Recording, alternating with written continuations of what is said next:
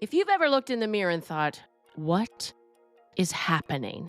If you have felt disgusted by the aging process, trust me, you're not alone. This podcast is for the fierce women who want to feel powerful, sexy, and beautiful in their own skin. You deserve to look in that mirror and feel proud of what you see, not filled with self-doubt. Welcome to Your Unapologetic Life, the podcast with your host, me, Morgan Barkus. I also have a 90-day coaching program specifically designed for women like you who are ready to ditch the negative self-talk and step into their unapologetic selves. If you are ready to stop feeling stuck in that mindset and want to feel happy, light, and free, then I'm the coach for you.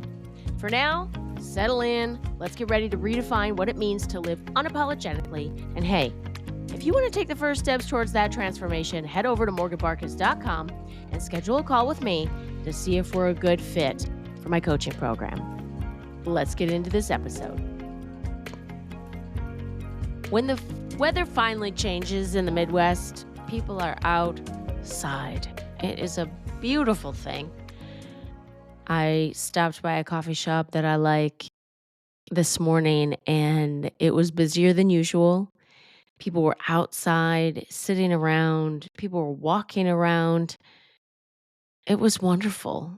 And when I came home from my nail appointment this evening, one of my neighbors was sitting outside. She likes to pull up a chair. She opens up her garage door, sits in her chair, smokes a cigar or whatever. Sometimes she has friends over. And I hadn't seen her since last summer because that is how winter is. Most of us hibernate. We go out to run the errands, and that's about it. Well, I can't speak for everyone. I definitely hibernate for most of the winter. I'm not trying to go anywhere, park or walk in the snow or be cold. So I'm inside most of the time. So it's just really fun to see people out and about when the weather finally improves and it's above 70 degrees. And we got to chatting and catching up. And it turns out she had broken up with someone she was in a relationship with for a few years. And she mentioned something about, I can't believe I wasted my time. I probably should have left the relationship years ago. And I said, yes, and like, we always learn something from the people we're with. And it reminded me of a time um, last year when I was talking to a girlfriend of mine who had kind of a light bulb moment with a situationship she was in, and she ended up ending it and said the same thing to me, like, I can't believe I wasted my time. And I said to her, same thing. Yes, and I mean, it feels like you wasted your time, and there's always a lesson to be learned. And I was just writing in my journal, I'm a little backwards today. Normally, I get up crazy early. People think I'm crazy early. I like to get up at 4:15 in the morning. That way, I have time to journal, drink some coffee. Speaking of coffee, this is random. My mom and I went to Florida for a girls' trip. Florida is like my home. I don't know how much traveling you've done or where you've gone, where you arrived and you thought, I'm home. Like you just felt it in your soul. That's how I feel about Florida. I love Florida. I love the weather. The hotter, the better. I love how humid it is. I love that it always smells like ocean. I love that the ocean is so accessible in Florida. Almost anywhere you go in Florida, if you're on the coast, you can just park and be on the water. It's so amazing. I love it so much. And because I am a Marriott gal and have a credit card that racks up points for my Marriott account, I was able to get a hotel. This, if you ever can stay in an autograph hotel, please do, because they're one of a kind. They're always so nice. It's just a real treat. And I am a coffee, I'm not going to say fanatic because I'm not a fanatic. I mean, if I really can't have coffee, it's like, well, that sucks. It's more of a a love affair where I love how warm it is and trying different coffees and just when it tastes so good, it's just like, "Ooh," and I do that happy dance. I really love good coffee. I just enjoy delicious things, and I feel like life is meant to be experienced, and the delicious things, whether food, drink, experiences, it should be delicious. And so I was just thrilled that at this autograph hotel in the Panhandle, I can't remember exactly what town we were in, and I wanna say, like, Seaside or I don't know, and there was a Lavazza coffee maker in the room, not a Keurig, a Lavazza coffee maker. This thing was real fancy, and I normally like to go and get coffee because I feel like the quality's better. I don't love the coffee pods. I think the quality isn't as good, and I popped in the Lavazza coffee maker, a Lavazza little pod, and it was some of the best espresso I've ever had in my life. And then I had to Google it because it was so good. I was like, "What is happening? This is delicious." It really made my morning. And now I forgot what I was even talking. How did I get on the top of coffee? I don't even know. Oh, because I was talking about my morning routine. Yes. So get up, get the caffeine going, journal, enjoy my time to myself before I go shower, work out, and then start my work day. And this morning, I woke up late because I just wanted to, and I felt like I needed the sleep after a trip with my mom that rolled right into a work trip. And I just was feeling exhausted, and my body needed the sleep. So I slept in. And that means I missed my morning routine. I managed to get a shower in and then hit the gym.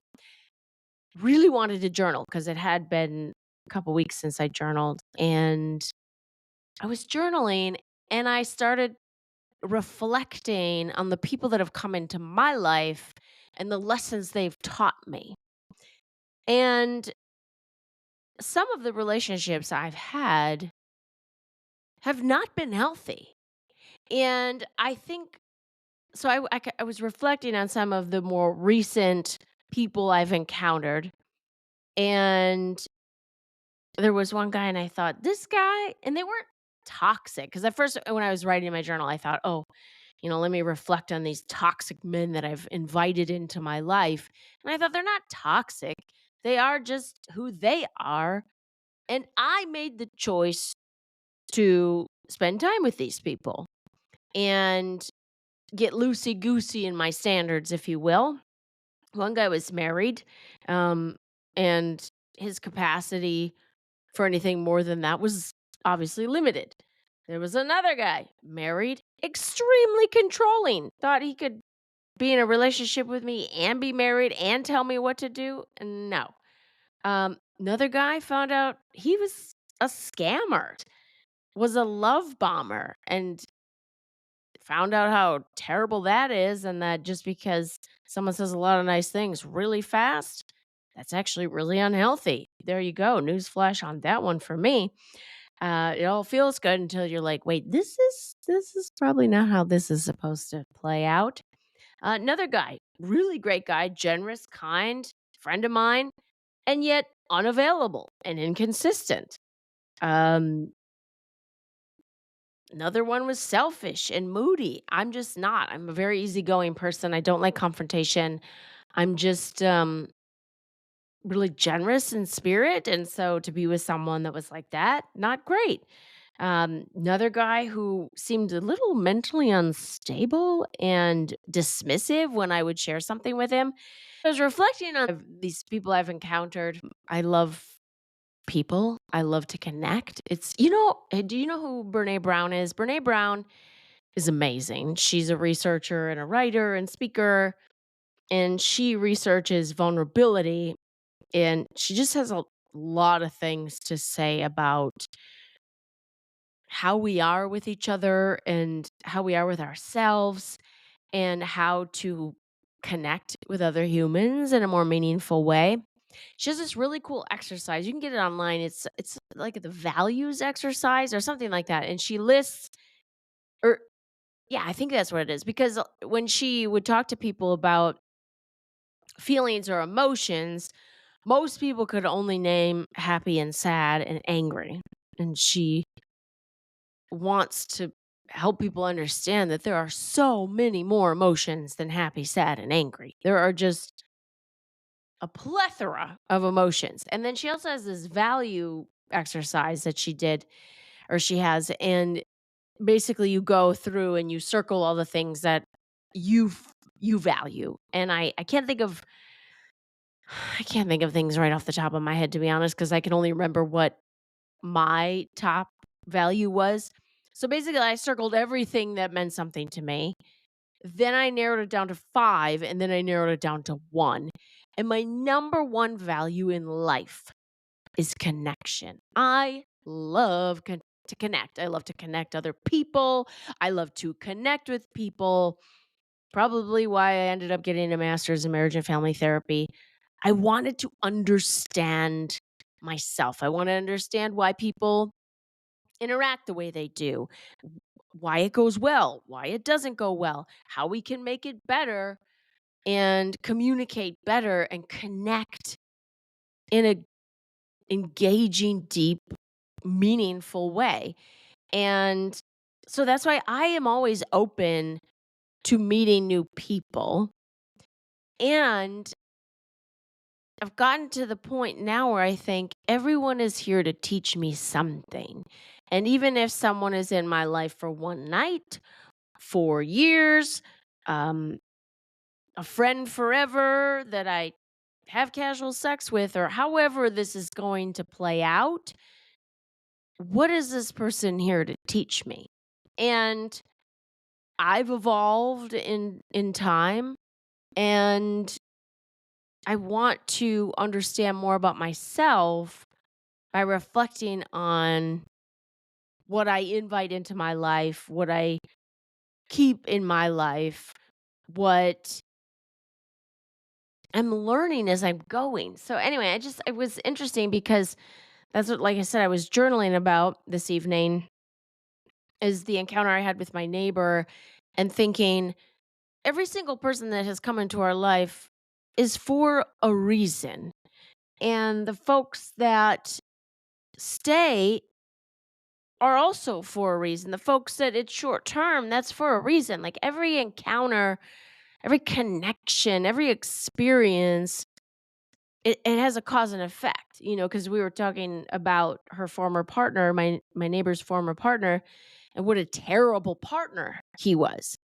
And I said to her, and you chose him, just like I have chosen every relationship, short or long, that I've had. And so it's not about the other person. That other person is just being his or herself. And you chose to invite that person into your life and to keep that connection, experience, relationship, situationship, or whatever it is in your life.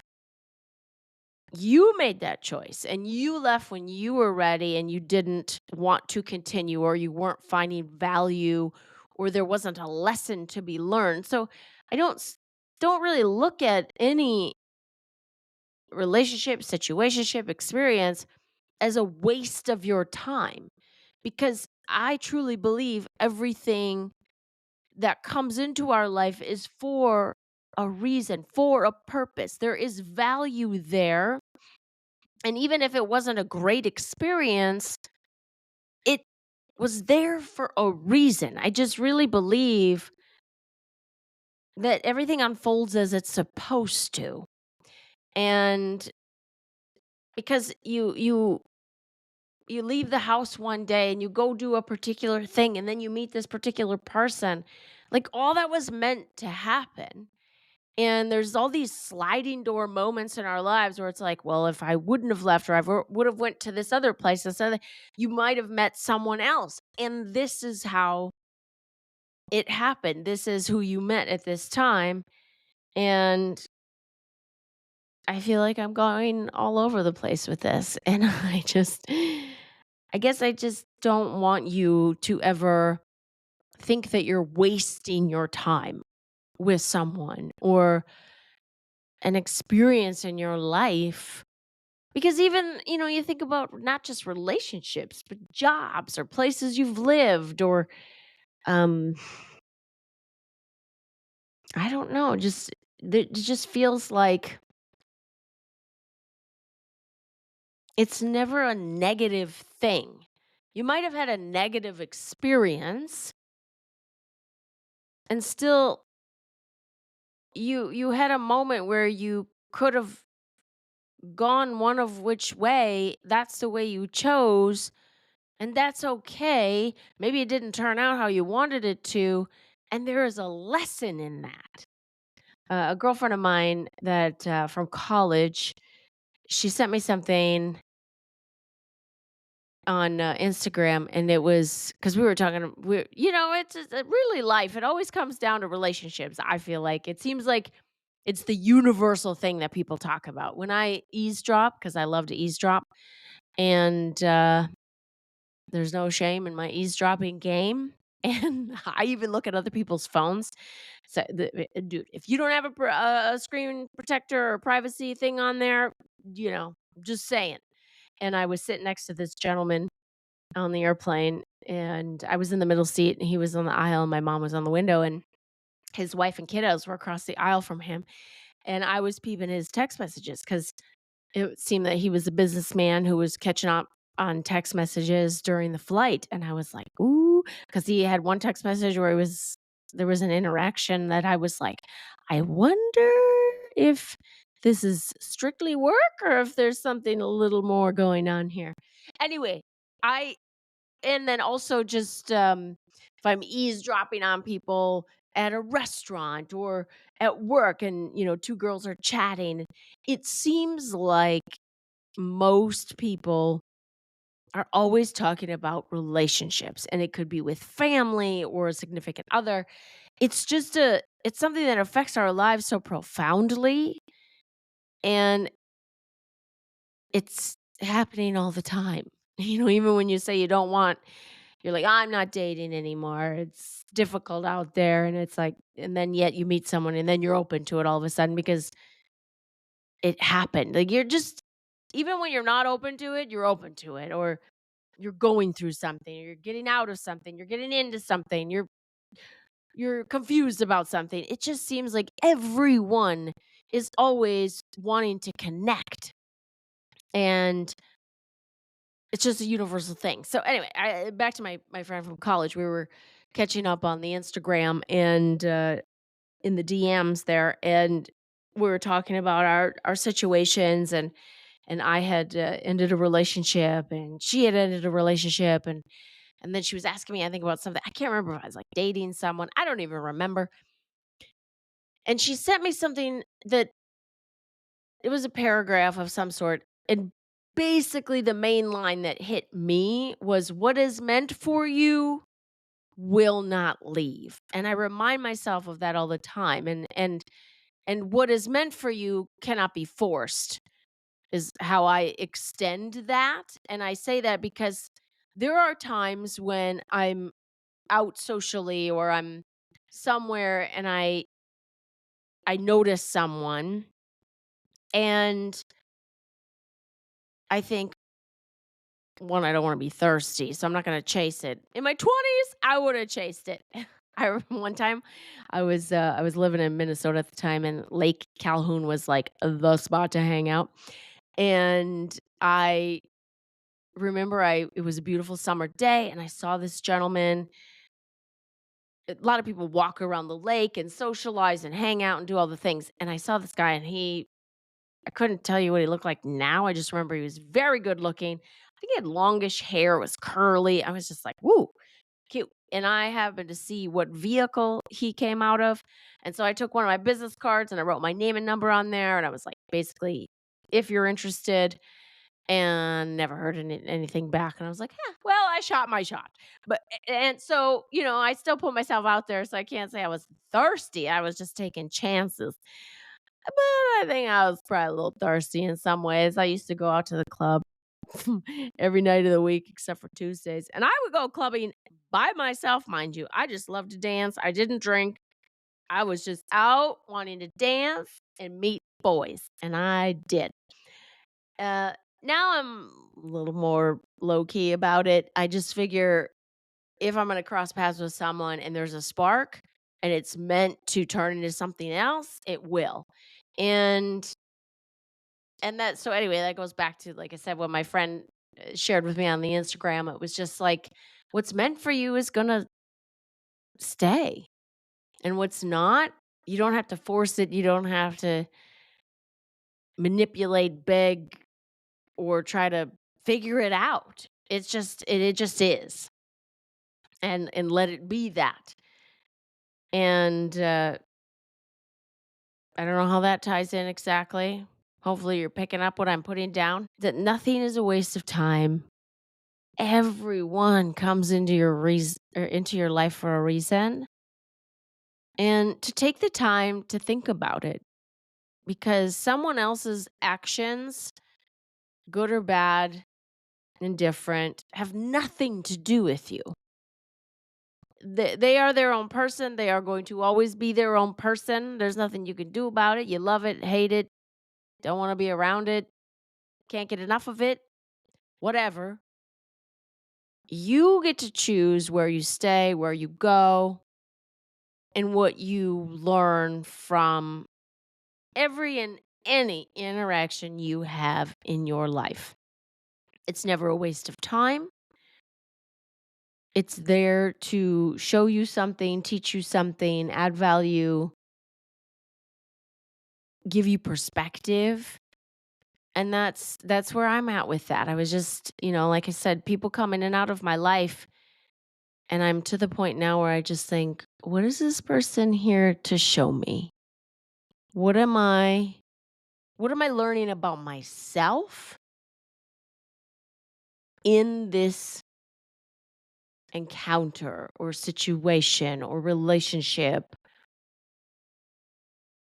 Because all we're really doing in this life is connecting and learning from one another, adding value to each other's lives by being ourselves. And for better or worse or good or, positive or negative, we're all just being ourselves, and hopefully we're adding value in a positive way and being like someone else's learning experience and enhancement of their life. So it's interesting to think like what value you're adding and also what each person in your life is teaching you about yourself, or like thinking about what lesson you need to learn about yourself. Maybe it's you need to set better boundaries or have higher standards for who you let into your life and how you let them into your life. I talked to a coach a couple of years back, and she talked about trust being like marbles because I'm an oversharer and I give a lot of trust away right away before anyone's even earned it. And I don't even know that people have to earn it. I mean, maybe I, and she was sort of saying, like, yeah, in your personal life, you can give away a lot more marbles because these people, you can trust them with you, how you are being authentic and being yourself. Whereas in a professional setting, maybe you don't give out as many marbles. Like these people don't know you like that, and they don't deserve to have, as many of these marbles that represent your personality or, things that you would share with someone you trust because they're not in that space. They don't get to have those marbles. And I was like, huh. And I love metaphors or visuals. So I thought that was pretty helpful for me. Well, that's it. That's about it. I wanted to share that with you and to invite you to think about thinking. You just think about the folks that are in your life, folks that have been in your life. And if any of them you look back and go, God, that was a waste of time, or, how could I be so stupid? Or why did I let that person into my life? Well, you did. It's done. Whatever. Moving on. And what did you learn about yourself? What lesson did you learn that you will take with you as you move forward and make your choices in the future? And that's a wrap on today's episode of Your Unapologetic Life. Thank you so much for joining me today and for being part of this empowering journey. Remember, you don't have to feel disgusted or out of control when looking in the mirror anymore. You can feel powerful, proud, and truly beautiful. If you're ready to change and step into your unapologetic self, I invite you to visit my website, morganbarkus.com, to schedule a call with me. We can chat and see if the 90-day coaching program is the perfect fit for you. Together, we can move you from feeling stuck to feeling empowered and radiant, from out of control to in your power. Don't forget to subscribe, share this podcast with your fabulous friends, and join me next time for more insights on living your best unapologetic life. Until then, keep shining bright, girl.